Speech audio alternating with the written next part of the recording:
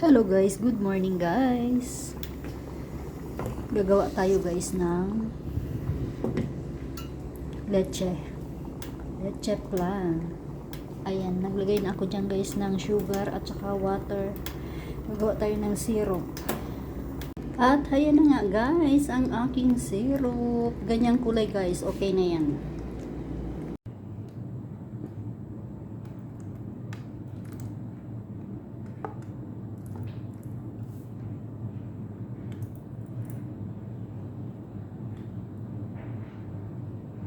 Ayan guys, naka-ready na yung 10 eggs. Dahil madami ako guys egg, magluluto ako ng leche plan. Ayan, ganito lang yan guys. Huwag masyadong overhalo. Para walang masyadong bula-bula guys. Ganyan lang yan guys. Lagyan natin ng kunting asin.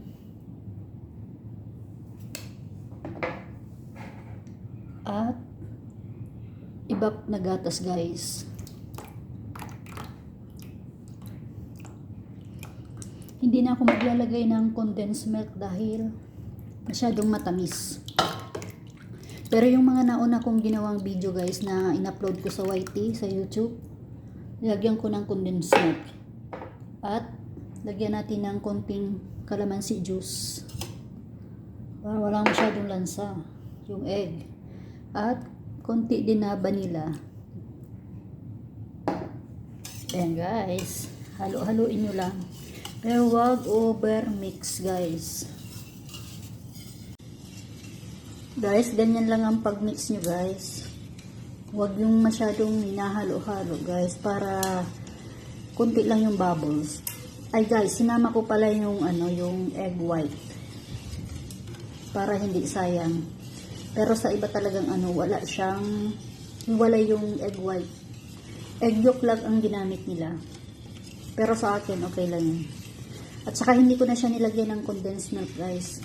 Masyadong matamis na guys.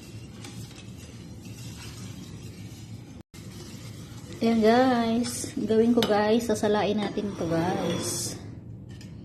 Kasi may mga siya may mga buo-buo. Ayan.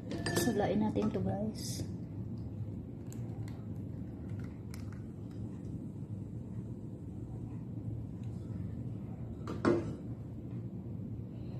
Allah, hindi ko naman.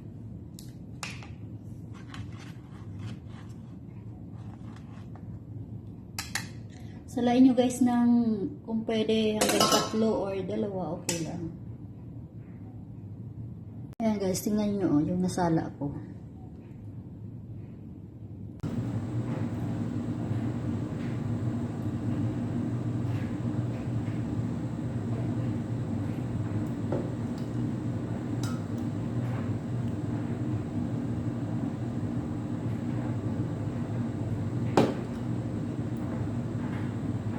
Ayan na guys. 4 lang guys. At lalagyan natin ng aluminum foil guys. Oops.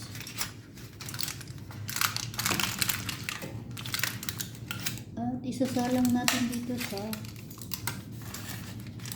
salang natin sa steamer.